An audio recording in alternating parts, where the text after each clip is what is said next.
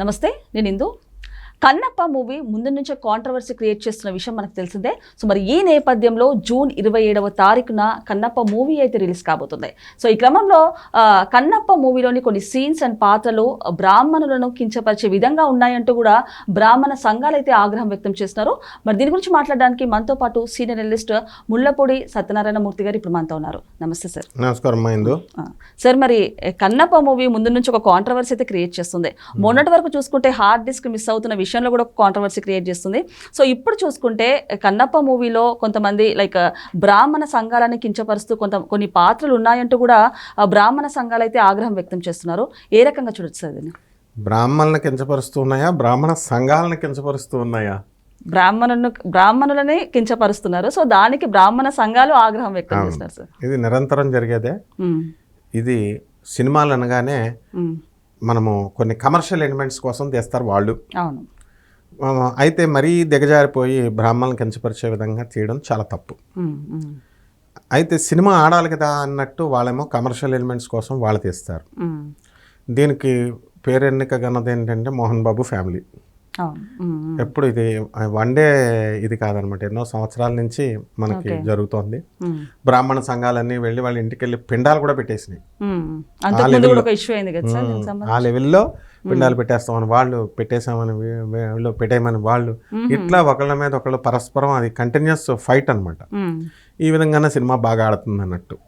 Cinema వాళ్ళు ఎంతసేపు వాళ్ళ సైకాలజీ ఎలా ఉంటుందంటే, కోట్ల రూపాయలు పెట్టి మనం చేసాం కాబట్టి ఏదో ఒక కాంట్రవర్సీ క్రియేట్ చేసి మరి దాన్ని రక్తి కట్టించాలి, సినిమా బాగా వెళ్ళాలి అని చేయడం తప్పులేదు. కానీ ఒక కులాన్ని కానీ ఒక మతాన్ని కానీ దిగజార్చి చెప్పాల్సినటువంటి అవసరం లేదు. ఇప్పుడు అదృశ్య సినిమా ఉంది.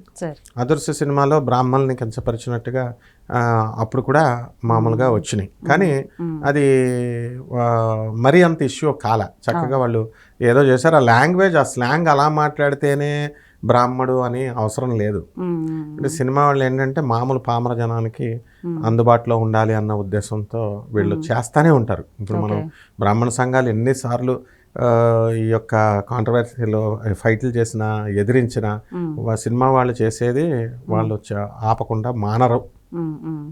ఆ తర్వాత ఈ సంఘాలు కూడా మామూలుగా ఇప్పుడు ఫెడరేషన్లు ఉన్నాయి, సంఘాలు ఉన్నాయి. అన్ని సంఘాలు టోటల్ ఆల్ ఇండియా ఫెడరేషన్ అంతా కూడా ఏకమై జాగ్రత్తగా చేస్తే ఒక ఇది వస్తుంది.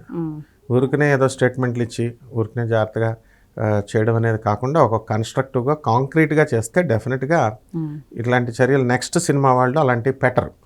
సార్ మీరు అన్నట్టు ఇవాళ యాక్చువల్గా ఈ మూవీకి సంబంధించి ప్రీ రిలీజ్ ఈవెంట్ గుంటూరులో జరగబోతుంది.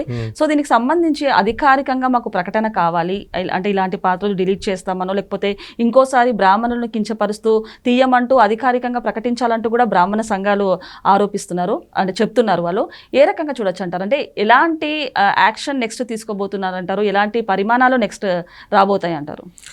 అధికారికంగా ఏమి ఇవ్వరమ్మా.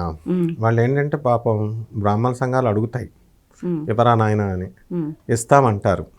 ఇప్పుడు ఒక గవర్నమెంట్ ఎంప్లాయీ ఉంటాడు, నేను ఇది ఇక్కడ కాదు, ఈ ఆఫీస్ ఇక్కడ కాదు, ఇది నా పరిధిలోకి రాదు అంటాడు. నువ్వు రాసి ఇవ్వు అని మామూలు కామన్ మ్యాన్ అడుగుతాం. రాసి ఆయన ఎందుకు ఇస్తాడు? అతను ఎందుకు లైబుల్ అవుతాడు? సో కంపల్సరీ అవన్నీ డిలీట్ చేయాలంటే లీగల్ ప్రొసీడింగ్స్ చేసుకోవాలి. ఊరికనే మామూలుగా ఈ టీవీల్లోనూ లేకపోతే డిబేట్లలోనూ లేకపోతే మామూలుగా పత్రికల్లోనూ ప్రకటించడాలు ఇలాంటివి కాకుండా లీగల్ డిఫమేషన్స్ ఇలాంటివన్నీ కూడా వేసుకొని బ్రాహ్మణ సంఘాలు కన్స్ట్రక్టివ్గా వెళ్ళాలి. అంతేకాదు మళ్ళీ ఈ కోర్టులో వేసుకునేటువంటివన్నీ కూడా లాస్ట్ వరకు నిలబడగలగాల. వీళ్ళు సంఘంలో అందరూ మంచి వాళ్ళు ఉండరు కదమ్మా. అక్కడ వాళ్ళు విత్డ్రా చేసుకోవచ్చు. వాళ్ళు సినిమా వాళ్ళు ఏదో కారణంగా ఏదో ప్రలోభ పెట్టవచ్చు. ఇలాంటివన్నీ కూడా చూస్తారు. కాబట్టి ఇలాంటివన్నిటిని సంఘాలు రెస్పాండ్ అవ్వడం మంచి విషయమే. కానీ మొత్తం బ్రాహ్మణులంతా కూడా అంతా గమనిస్తూ ఉంటారు. అందువలన ఇది ఎవరి యొక్క మనస్సుని బాధ పెట్టే విధంగా ఉండకుండా ఉంటే ఆ సెన్సార్ బోర్డులు అలాగే ఉన్నాయి. ఇప్పుడు మనం చూస్తున్నాము సెన్సార్ బోర్డులు కూడా మరి వాళ్ళు ఒక ఎంప్లాయిడ్ అయినప్పుడు జాగ్రత్తగా స్క్రీనింగ్ చేసి జాగ్రత్తగా వాళ్ళు చూడాలి. మరి అవేం చూడకుండా ఆ తర్వాత మళ్ళీ స్క్రీనింగ్ బయటకు వచ్చిన తర్వాత కూడా మళ్ళీ ఈ యొక్క సంఘాలన్నీ కూడా అబ్జెక్షన్ పెడుతున్నాయి అని అంటే మరి కేవలం మా మోహన్ బాబు ఫ్యామిలీని లేకపోతే మంచు విష్ణునే అనడమే కాదు కదా, మరి ఇక్కడ స్క్రీనింగ్ కమిటీ ఉంది కదా, మరి వీళ్ళని దాటే కదా అది వచ్చింది, సెన్సార్ దాటే కదా వచ్చింది, ఎలా వచ్చింది మరి. సో ఇలాంటి ఫ్యాక్టర్స్ అన్నీ కూడా పరిగణలోకి తీసుకోవాలి. సరే, మనం చూసుకుంటే యాక్చువల్గా ఒక మూవీ క్లిక్ అవ్వాలంటే కంటెంట్ ఉంటే చాలు, స్క్రిప్ట్ ఉంటే చాలు, స్టోరీ బాగుంటే చాలు. అలాంటిది ఈ క్రైస్తవ సంఘాలను కానివ్వండి, బ్రాహ్మణ సంఘాలని కించపరుస్తూ తీయడము ఎంతవరకు కరెక్ట్ అంటారు? 100% తప్పు. ఏ సంఘాలని, క్రైస్తవ సంఘాలని చేయకూడదు, బ్రాహ్మణ సంఘాలని చేయకూడదు, అది విజ్ఞులు చేసేది కాదు. అయితే రైటర్స్ కూడా అపరిపక్వమైనటువంటి మైండ్ ఉన్నటువంటి వాళ్ళు ఉంటారు. సినిమా రైటర్స్ కూడా ఏదో కమర్షియల్గా సరదాగా వెళదామని, సినిమా అంటే ఏంటంటే ఏదో సరదాగానే తీసుకోవాలి, అది ఎంటర్టైన్మెంట్ అనేటటువంటి ఉద్దేశంతో ఇప్పుడు కొత్త భావజాలంతో రాస్తారు, వీళ్ళు అత్యుత్సాహంతో రాస్తారు. మరి సంఘాలు నడిపే వాళ్ళంతానేమో తలనెరిసిన వాళ్ళు ఉంటారు, అనుభవంతో ఉన్నవాళ్ళు. సో అట్లీస్ట్ వాళ్ళన్నా రెస్పాండ్ అయ్యారు. సో 100% ఏ సంఘాలని కూడా ఇన్వాల్వ్ చేయకూడదు, అలాగే రాయాలని అవసరం లేదు. నువ్వు అన్నట్టుగా కంటెంట్ బాగుంటే, అపరిచితుడు అని ఒక పాతకాలంలో ఒక సినిమా వచ్చింది, ఇప్పుడు ఆ మధ్య కాలంలో వచ్చింది కదా, అంతకంటే ముందు ఒక 50-60 years బ్యాక్, అప్పుడు మేమే చిన్నపిల్లలం అనమాట. అద్భుతమైన సస్పెన్స్ ఉన్న సినిమా. అటువంటి సినిమా తర్వాత మళ్ళీ 100వ రోజో 100వ గంట అని ఒక సినిమా, తర్వాత ఈ సస్పెన్స్ టైప్ లోకి వచ్చినటువంటిది మళ్ళీ రాలేదనమాట. సో దమ్ముంటే అలాంటి స్టోరీస్ రాయాలి రైటర్ అనేవాడు, అలాంటి రాయరు.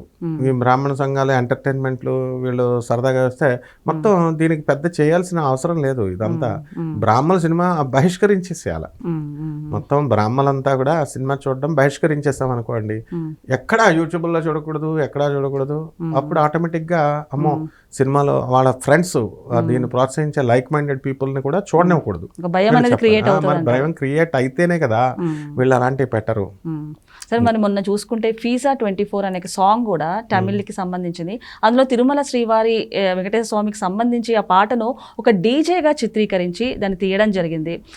సో దాని మీద కూడా చాలా మంది ప్రజలు కూడా ఫైర్ అయ్యారు. ఏమంటారు సార్, అంటే దేవుళ్ళని అడ్డు పెట్టుకొని ఇలాంటివి దేవుళ్ళ పాటల్ని కూడా ఒక డీజేగా క్రియేట్ చేయడము ఏ విధంగా చూడొచ్చు అంటారు?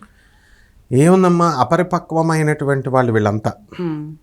కమర్షియల్ డబ్బు కోసం ఏదైనా చేసేయచ్చు అనేటటువంటి దిగజారిపోయారనమాట. దేవుడు అంటే భయం లేదు కాబట్టి డెఫినెట్గా వీళ్ళ కర్మకు వీళ్ళ కర్తలు అవుతారు. దేవుడిని అవమానించిన, దేవుడిని నిందించిన, దేవుడి మీద గురువు మీద పరిహాసాలు వేస్తే వాళ్ళ తల్లిదండ్రులు, ఈ సినిమా తీసినటువంటి గాడిదలు ఎవరైతే ఉన్నారో వాళ్ళ తల్లిదండ్రులని కించపరిచినట్టే. ఆ పాటలు రాసిన గాడిదలు ఎవరైతే ఉన్నారో, ఆ సీన్ రాసిన వాళ్ళు, they don't have moral ethics లేనట్టే లెక్క. వాళ్ళ తల్లిదండ్రుల మీద కూడా అలాగే రాసుకుంటారు వాళ్ళు, వాళ్ళ ఫ్యామిలీ మెంబర్స్ మీద కూడా అలాగే రాసుకుంటారు వాళ్ళు. కాబట్టి వీళ్ళు ఏంటంటే దేవుళ్ళనే ఒక దాన్ని ఏమంటారు, వినోద వస్తువుగా వాళ్ళ పాటలు రాసి, ఆ కాలం బాలీవుడ్ నుంచి కూడా ఉంది అలాగా. అప్పుడే ప్రజలు ఇది చేయాలి. అందుకనే ప్రజల్లో చైతన్యం రావాలి. సినిమా వాళ్ళు అంటే ఎట్లా, ఇప్పుడు వాళ్ళు డబ్బుల కోసం వాళ్ళు ధనార్జనే ముఖ్య ఉద్దేశం ఉంటుంది సినిమా వాళ్ళకి, ఇంకా వేరేది ఏది ఉండదు. ఎందుకంటే ఒక సినిమా హిట్ అయితే 4 ఫ్లాప్లు ఉంటాయి వీళ్ళకి, మళ్ళీ మరి ఫుడ్ వెళ్ళాలి కదా వీళ్ళకి, నెక్స్ట్ మళ్ళీ లగ్జరియస్ లైఫ్ కదా, సో నెక్స్ట్ మళ్ళీ సినిమా రావాలి. సో వీళ్ళు ఏం చేస్తారంటే వీళ్ళు అలా స్టెప్స్ చేస్తూనే ఉంటారు. కమర్షియల్ గా పోయి వీళ్ళు హిందూ ధర్మాన్ని తక్కువ చేసుకొని చేస్తున్నారు. ఏమంటారు సార్ మరి ఇట్లా? డెఫినెట్ గా దానికి పర్యవసానం ఉంటుంది వాళ్ళకి. ఎందుకంటే ఏ సినిమా వాళ్ళు హ్యాపీగా ఉన్నారు, ముగింపులు అనేటటువంటి చాలా దారుణంగా ఉంటాయి. ఒక ధర్మాన్ని కాపాడాల్సినటువంటి అవసరం ఉంది. ఒక ధర్మం మీద, ధర్మం అంటే నీది అని అర్థం, మనదనే కాదు వాళ్ళది కూడా. ఆ ధర్మాన్ని పరిరక్షించుకోవాలి వాళ్ళు. వాళ్ళ ధర్మాన్ని వాళ్ళే కించపరుచుకుంటున్నారు అంటే అర్థం హిందూ మతం క్రైస్తవ మతం అని కాదు. ఎవరి ధర్మాన్ని వాళ్ళు, సాంప్రదాయాలని వాటిని పరిరక్షించుకోవాలి. వాళ్ళు దాన్ని అధిగమించుకు వెళ్ళినటువంటి వాళ్ళు అవసాన దశల్లో చాలా దుర్భరంగా ఉంటుందన్నమాట వీళ్ళ పరిస్థితి. అండ్ వీళ్ళు కూడా ప్రజలు మెయిన్గా ఇట్లాంటి వాటిని ప్రోత్సహించేటటువంటి ప్రజలకు కూడా వాటా ఉంటుంది. ఇప్పుడు వాళ్ళు సినిమాలు తీశారు, మనం చూసాము, మనకు కూడా వాటా ఉంటుంది. దైవ దోషణలో మనకు కూడా వాటా ఉంటుంది. అంటే డబ్బుతో మదమెక్కి ఇదేది ఒక చిన్న పంటి నొప్పి వస్తే తట్టుకోలేరు, బేరమని డాక్టర్ దగ్గరికి వెళ్ళి రూట్ కెనాల్ చేయకపోతేనే తట్టుకోలేరు. అలాంటిది మేమే దేవుళ్ళం అనేటటువంటి ధోరణితో ఆ సినిమా డబ్బులు వస్తున్నప్పుడు అందువల్లనే ఇన్కమ్ ట్యాక్స్ రైడింగ్లో ఇలాంటివన్నీ జరుగుతూ ఉంటాయి. ఎందువల్ల అంటే ఆఫీసర్స్ అంతా స్ట్రిక్ట్గా ఉంటారు. గవర్నమెంట్ ఆఫీసర్ ఎవరైనా సరే స్ట్రిక్ట్గా గమనిస్తూ ఉంటారు ఇలాంటివన్నీ కూడా. సో సెన్సార్ బోర్డు వాళ్ళు చేసినా ఏం చేసినా, సినిమా వాళ్ళు ఎన్ని రకాలుగా పెట్టుకున్నా ఇవన్నీ కూడా నిలవవు. ధర్మాన్ని మనం అపహాస్యం చేయకూడదు. చేస్తే దాని పర్యవసానం వీళ్ళు అనుభవిస్తారు మొత్తం. సో సార్ ఫైనల్గా చూసుకుంటే ఎవరైతే ఇవి చేస్తున్నారో తీస్తున్నారో వాళ్ళందరికీ మంచి తెలుసు, చెడు తెలుసు, అయినా కూడా వీళ్ళు ఇలాంటివి తీస్తున్నారో. సో మరి దీనికి ఒక సొల్యూషన్ అనేది ఎప్పుడు వస్తుందని చెప్పచ్చు అంటారు మామూలుగా? ప్రతి సినిమాని ప్రజలు బ్యాన్ చేసేయాలి, చూడకూడదు. వాళ్ళందరూ కూడా ప్రజలు అటు సినిమా హాల్ వైపే, ఇప్పుడు చూడు సినిమా హాల్ ఏమైపోయినాయి, కరోనా టైంలో ఎన్ని గుళ్ళు ఖాళీలు అయిపోయినాయి, వెళ్ళలేదు. డబ్బు వచ్చేటప్పుడు దేవాలయంలో వాళ్ళంతా ఎలా ఉండేవారు, పూజారులు మనల్ని పట్టించుకునేవారా, పొండి పొండి పొండి అంటారు. అలా సినిమాల్లో మనము వెళ్ళకుండా మనము బాయ్కాట్ చేసిన రోజున వాళ్ళు ఆటోమేటిక్ వాల్యూస్ ఉన్నటువంటి సినిమాలు ఆటోమేటిక్గా తీస్తారు. ఇప్పుడు కె విశ్వనాథన్ గారిని ఇప్పుడు కూడా మనం ఎందుకు చెప్పుకుంటాం సార్? ఎందువల్లంటే ఎథిక్స్ని, వాల్యూస్ని మెయింటైన్ చేస్తూ అశ్లీలత లేకుండా జాగ్రత్తగా చేసుకుంటూ వచ్చారు. తర్వాత తరం వాళ్ళంతా కూడా స్త్రీని ఒక భోగ వస్తువుగా, ఒక ఆట వస్తువుగా చూపిస్తూ, ఇప్పుడు దేవుణ్ణి కూడా అలా చేస్తూ, ఆ దేవుడికి మరి చక్కగా మా పూజలు పునస్కారాలు చేసుకుంటూ ఆచారాన్ని తమ వంతుగా రక్షిస్తున్నటువంటి బ్రాహ్మణ సంఘాలని పరిహాసం చేస్తూ వీళ్ళు తీసేటటువంటి సినిమాలన్నీ కూడా ఏమవుతాయంటే తప్పకుండా బ్రాహ్మణ శాపం తగులుతాయి. అంటే ఫిజికల్గా కనబడకపోవచ్చు, బట్ లేటర్ ఆన్ డేస్లో డెఫినెట్గా అందువల్లనే ఆ ఫ్యామిలీస్లో అశాంతి, తర్వాత ఇలా చేసినటువంటి వాళ్ళ కుటుంబంలో మనశ్శాంతి లేకపోవడము, ఇలాంటి అన్నిటికి కారణం అదే. అందువల్ల ఎవరు వీళ్ళు వైలెంట్గా లేదా పర్సనల్గా తీసుకోవాల్సిన అవసరం లేదు, వైలెంట్గా రియాక్ట్ అవ్వాల్సిన అవసరం లేదు. ఎవరికి వాళ్ళు, ఎవరు చేసిన కర్మ వాళ్ళని వెంటాడుతూ ఉంటుంది.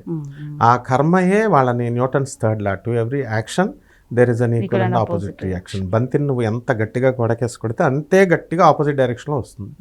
నువ్వు తీయబట్టే కదా వీళ్ళల్లో చలనం వచ్చింది. నువ్వు అదే తీయకుండా ఉంటే బోల్డ్ సినిమాలు ఉన్నాయి. అన్ని సినిమాలు ఇప్పుడు బ్రాహ్మణులను కించపరుస్తూ వచ్చే సినిమాలే ఉన్నాయా? రెడ్లను కించపరుస్తూ, తర్వాత కమ్మవారిని కించపరుస్తూ, నరసింహ నాయుడు అని ఇలా రకరకాల సినిమాలు ఫ్యాక్షనిస్టులుగా రెడ్లను చూపిస్తూ, ఇలా అదంతా కూడా ఆ రోజునే మనం బాయ్కాట్ చేసి పడేయాల్సింది. అసలు సినిమాలు చూడడమే ఒక దండగా, ఎంటర్టైన్మెంట్ ప్రోగ్రామ్స్ ఇప్పుడు యూట్యూబ్లో అవన్నీ వచ్చేసినాయి. సో ఈ వీటిల్లో సినిమా హాల్స్కి ఇప్పుడు మార్కెట్ లేకుండా పోయింది కదా, వెళ్ళడం లేదు, అంతా ఇంట్లో నుంచే చూస్తున్నారు. సో ఈ వినోదము అని చెప్పి ఫస్ట్ ఎలా వస్తారంటే అమ్మ బెగ్గింగ్ చేసుకుంటూ వస్తారు. ఓ సినిమా చూడండి, సినిమా సినిమా తీస్తారు. ఆ తర్వాత ఎప్పుడైతే పాపులారిటీ వస్తుందో వీళ్ళకి గర్వము, మదము ఎక్కుతుంది. మదం ఎక్కి ఉచ్చనేచాలు తెలియకుండా వీళ్ళందరినీ కూడా అన్ని కులాల వారిని, అన్ని మతాలని విమర్శించుకుంటూ వస్తారు. రాజకీయ నాయకులు కూడా అంతే. ఫస్ట్ మామూలుగా ఏం చేస్తారు, బెగ్గింగ్. ఒక వీధి లీడర్గా అందరు, ఒక వీధి ఉంటుంది, ఆ వీధిలో లీడర్లుగా నేను కరెంటు బిల్లులు కడతామని, గవర్నమెంట్ ఎంప్లాయీస్ ఉంటారు, ప్రైవేట్ ఎంప్లాయీస్ ఉంటారు, వీళ్ళ దగ్గరికి వచ్చి బిల్లులు కడతాం అక్క చెల్లి అని తీసుకుంటారు. తర్వాత నేను లీడర్ అని గోండాగా ప్రకటించుకుంటాడు వాడు. మనకు బుద్ధి లేక ఓట్లేస్తాం. సో అందుకనే ఎలా అయితే మనము ఈ ఓట్లు ఈ పార్టీకి ఆ పార్టీ అని లేకుండా మనం న్యూట్రల్ ఓటింగ్ ఎలాగైతే సిస్టమ్ వచ్చిందో అలాగే సినిమాలని యూత్ బహిష్కరించాలి. మెయిన్గా వాళ్ళ తల్లిదండ్రులు తెలియజెప్పాలి. వాళ్ళ అమ్మా నాన్నలు బ్రాహ్మణులు తల్లిదండ్రులు పిల్లల్ని కంట్రోల్ చేయనప్పుడు వాళ్ళ పిల్లలే చూస్తున్నప్పుడు సినిమాలలో ఎందుకు తీరమ్మా? సో ట్రాన్స్పరెంట్గా ఉండాలి. ఎందుకంటే కేవలం సంఘాల్లో ఉన్నటువంటి వాళ్ళు 10 మంది మేము చేసేస్తాం అంటే పాపం వాళ్ళు పోరాటం ఏం చేస్తారు? అక్కడ ఉన్నటువంటి వాళ్ళు అది ఒక్కటే సరిపోదు. సో ప్రజా చైతన్యం, ప్రజల్లో జ్ఞానం రావాలి. ప్రజల్లో జ్ఞానం వచ్చి ఏం కొట్టుకోకర్లా, లా అండ్ ఆర్డర్ డిస్టర్బ్ కానవసరం లేదు, ఏ కేసులు ఏమీ అవసరం లేదు. ఇప్పటికే పెండింగ్లో ఉన్న లక్షల కేసులు ఉన్నాయి. సో వాళ్ళేంటి, సినిమా వాళ్ళు బ్రాహ్మణ సంఘాలు డబ్బుల కోసం వేస్తున్నారు, ఈ కేసులు డబ్బుల కోసం చేస్తున్నారు. డబ్బులు అవసరమైతే ఒక స్టేజ్కి వచ్చిన తర్వాత మనం డబ్బులు ఇచ్చి కొనేసేయచ్చు వీళ్ళని అనేటటువంటి డివైడ్ అండ్ రూల్ పాలసీలో సినిమా వాళ్ళ మైండ్ సెట్ ఉంటుంది, డెఫినెట్గా ఉంటుంది.